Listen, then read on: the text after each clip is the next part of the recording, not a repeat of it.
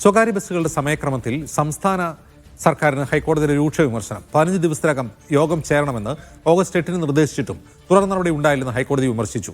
ഇത് മനഃപൂർവ്വമായ കോർട്ടലക്ഷ്യമാണെന്നും ജസ്റ്റിസ് അമിത് റാവൽ പറഞ്ഞു. വിവരങ്ങളുമായി അഹമ്മദ് മുസ്തഫ ചേരുന്നു. മുസ്തഫ, എന്താണ് കാര്യം?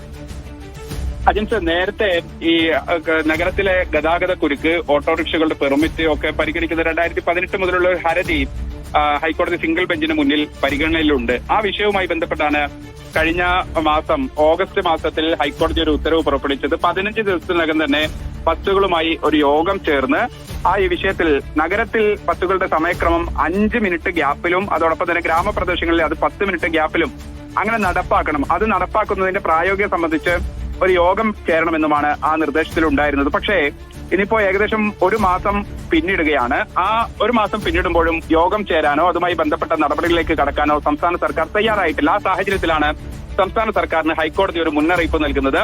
15 ദിവസത്തിനകം യോഗം ചേരണമെന്ന് ഓഗസ്റ്റ് 8 ഹൈക്കോടതി നിർദ്ദേശിച്ചിരുന്നത്.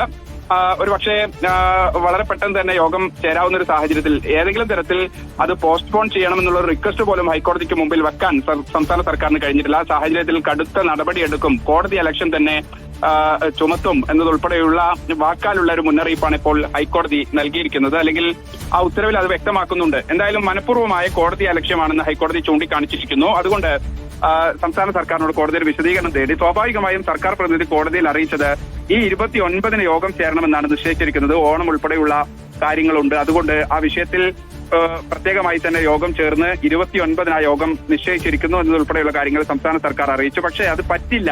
10-ാം തീയതിക്കകം തന്നെ യോഗം ചേരണമെന്നാണ് ഹൈക്കോടതി നിർദ്ദേശിച്ചിരിക്കുന്നത്. എന്തായാലും അത് സംബന്ധിച്ച് യോഗം ചേർന്നിട്ടില്ലെങ്കിൽ കടുത്ത നടപടികളായി മുന്നോട്ട് പോകാൻ അമിക്കസ് ക്യൂറിയുടെ റിപ്പോർട്ട് കോടതി ചോദിച്ചിട്ടുണ്ട്. യോഗം ചേരുന്നുണ്ടോ ഇല്ലയോ, എന്താണ് തുടർ നടപടികൾ എന്ന കാര്യം അമിക്കസ് ക്യൂറി കോടതിയെ അറിയിക്കണമെന്നാണ് ഇപ്പോൾ ജസ്റ്റിസ് അമിത് റാവൽ ഉത്തരവിട്ടിരിക്കുന്നത്.